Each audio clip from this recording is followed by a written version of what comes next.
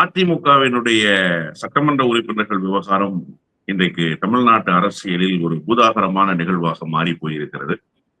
இவையெல்லாம் நடக்கும் என்று தெரிந்துதான் விஜயினுடைய கட்சிக்கு தங்களுடைய ஆதரவு கருத்தை நீட்டினார்கள் 25 சட்டமன்ற உறுப்பினர். இதெல்லாம் நிகழும்னு தெரியாதா அவங்களுக்கு? ஓ பன்னீர்செல்வம் எடப்பாடி பழனிசாமி தரப்பு வழக்கு டெல்லிக்கு வந்தபோது அந்த வழக்கை முன்னின்று வழிகாட்டி நடத்தியவர் சி வி சண்முகம். தமிழ்நாட்டினுடைய சட்டத்துறை அமைச்சராக 5 ஆண்டு காலம் பொறுப்பு வகித்தவர் சி வி சண்முகம். அப்ப சி வி சண்முகத்துக்கு ஓரளவேனும் இந்த வழக்கு குறித்த புரிதலும் இருந்திருக்கும், இந்த பிரச்சனையினுடைய வீரியமும் இருந்திருக்கும். நீங்க இல்லைன்னு மறுக்கவே முடியாது.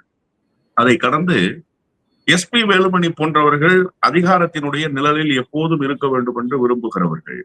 அவர்களுக்கு தங்களுடைய பதவியை தக்க வைத்துக் கொள்வதற்கு என்னென்ன யுக்திகளை கையாள வேண்டும் என்பது நன்றாகவே தெரியும். எடப்பாடி பழனிசாமி என்பவர் வெறும் கூடுதான்.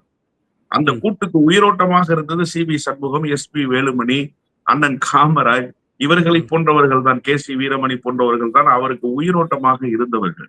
நீங்க எடப்பாடி பழனிசாமியை எதிர்த்து கொண்டு ஓ பன்னீர்செல்வம் தர்மயுத்தம் நடத்தினாரா, சசிகலாவை எதிர்த்து ஓ பன்னீர்செல்வம் தர்மயுத்தம் நடத்தினாரா? இதுதான் இங்க இருக்கக்கூடிய பிரதானமான கேள்வி. முதல் இன்னிங்ஸ் இருக்கு இல்லையா, அது சசிகலா தரப்பை எதிர்த்து தான்.